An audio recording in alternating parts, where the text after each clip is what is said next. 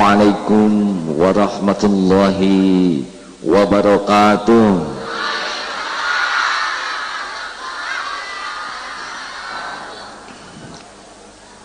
Alhamdulillahi rabbil alamin. Allahumma salli wa sallim wa barik ala Muhammad wa ala alihi wa ashabihi ajma'in, amma ba'du. Kajian kita kali ini, kita akan berprestasi kalau hati selalu resah. Rumah indah tidak jadi jaminan. Bahkan tidak jarang mobil bagus, rumah bagus penambah stres. Ya, katanya orang yang paling tenang di masjid adalah yang pakai sendal jepit kiri dua-duanya. Dan yang paling stres itu adalah yang sendalnya sendal bagus, mahal, dan belum lunas. Ya, oleh karena itu di negeri ini paling mahal ketenangan. Di Singapura mahal tenang. Dalam 7 pesanan yang harus dibahas hari ini, kita harus tahu bahwa tenang itu tidak akan didapat oleh dunia berikut isinya. Tenang itu cuma satu jalannya. Ala bidzikrillah tatmainnul qulub. Camkan, hati ini hanya akan tenang dan tentram kalau kita ingat, yakin kepada Allah. Dengan kata lain, punya kedudukan, punya harta, pangkat jabatan, apa saja boleh, tapi hati nggak bisa dibeli oleh dunia.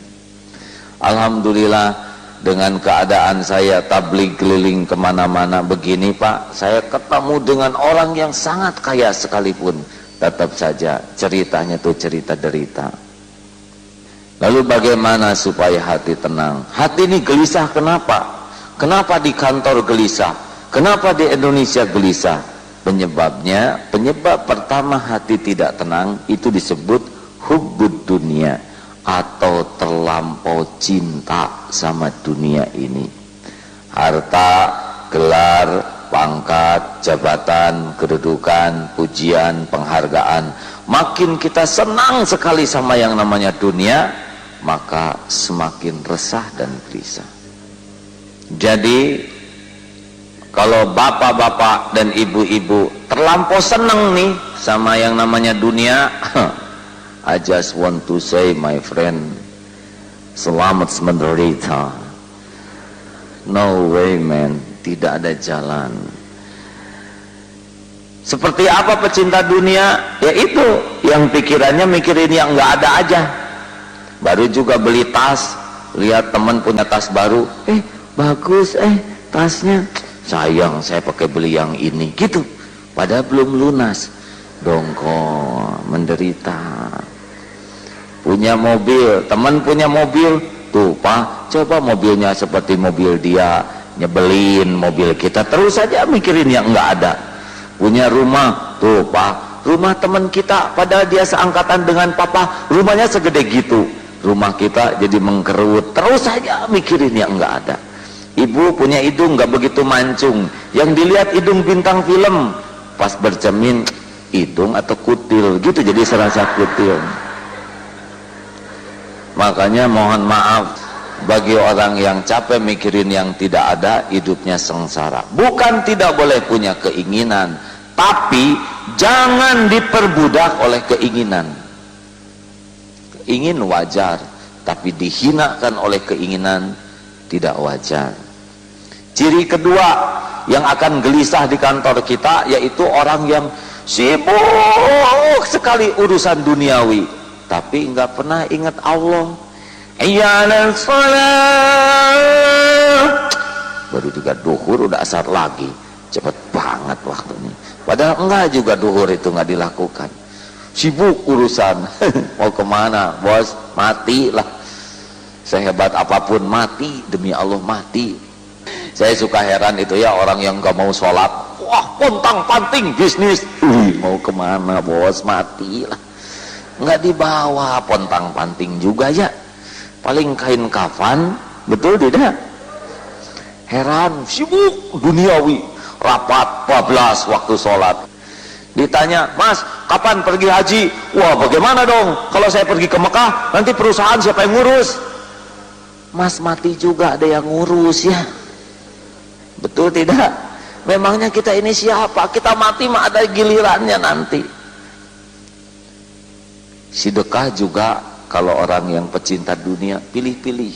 Dia ngeluarin 10.000, ternyata 10.000-nya bagus, masukin lagi. Cari 10.000 yang udah jelek. Luar biasa. Pecinta dunia tuh berat terhadap amal. Dan ciri yang ketiga pecinta dunia, takut hidupnya tuh, serba takut. Seperti orang nyender ke kursi, apa yang ditakuti? Kalau ini kursi terus saya nyender, apa yang ditakuti? Takut kursinya diambil, kan begitu. Takut musim mutasi, pusing, lari ke dukun ini, lari ke dukun itu, padahal saingannya sama dukunnya. Jadi harus bagaimana supaya hidup tenang? Kalau udah nggak tenang, nggak ada yang beres. Kerja juga nggak tenang tuh nggak bagus. Kalau tidak tenang ngambil keputusan, rugi. Apa yang ada tidak dinikmati. Resep pertama, resep supaya tenang, rumusnya sudah dengar, yaitu rumus tukang parkir. Masih ingat ini? Lihat tukang parkir, walaupun banyak mobil tidak pernah sombong, walaupun mobilnya ganti-ganti tidak takabur, diambil sampai habis nggak sakit hati, cool, tenang. Kenapa? Sebab tukang parkir tidak merasa memiliki, hanya merasa tertitipi. Itu rahasianya. Lillahi ma fis samawati wa ma fil ard. Semua yang di langit dan di bumi adalah milik Allah. Manusia itu cuma nebeng. Makanya saya mah suka heran lihat yang jreng padahal mati itu. Makanya nggak usah pakai sombong lah ya. Jangan kita ngomong orang lain sombong padahal kita paling petantang petenteng. Tidak pernah orang itu tenang dengan kesombongan. Orang sombong itu kan merasa paling hebat, selalu merendahkan orang. Dalam rapat semua jadi salah, dikoreksi nggak mau, jreng-jreng, mual. Nabi Muhammad itu kedudukannya paling tinggi, tapi sikapnya rendah hati. Ingin tenang, ingin bahagia, wa ma tawadu'a ahadun lillah illa rafa'ahu. Jangan sombong. Bagaimana? Jangan merendahkan siapapun, hati jadi tenang. Makin sering merendahkan orang, makin petantang petenteng, tidak akan pernah tenang. Percayalah Bu, Pak, tidak akan mulia dengan petantang petenteng. Mulia itu hanya dengan tawadu, rendah hati. Nabi Muhammad aja paling top, puncaknya begitu rendah hati, apalagi kita yang rendahan begini ya, masa tinggi hati. Pernah dulu di sebuah kantor tentara, suaminya jadi komandan, ternyata istrinya panglima. Lebih banyak nyuruhnya, lebih heboh galaknya, lebih banyak dikutuk oleh prajuritnya itu.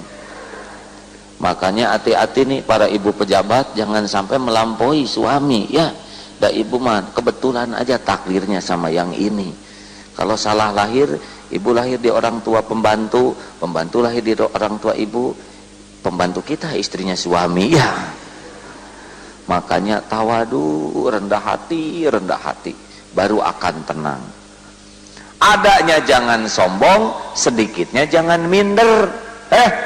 Kamu malu nggak tuh punya rumah sederhana? Hah? Kenapa malu? Asik Pak punya rumah sederhana. Kenapa emang? Rumah sederhana tuh susah sombongnya. Betul tidak? Ya kalau punya yang bagus mah maunya pamer Bu. Coba ibu kalau punya barang sangat bagus, misalkan punya gelang 20 biji. Mau pada kemana sih? Kalian itu mau apa? Bukan tidak boleh punya gelang, coba punya sofa bagus, pasti ngundang kawan-kawan ke rumah, arisan, pengajian, ulang tahun. Pas datang tamu bawa anak kecil, takut pipis, stres. Tamunya gemuk, takut jebol. Coba kalau kursinya sederhana, ya diompolin juga, cuek aja. Enak loh Pak, punya rumah sederhana, biaya perawatannya murah. Dan makin mahal makin repot. Enak loh Pak, kalau rumah kita sederhana, nggak ada yang iri.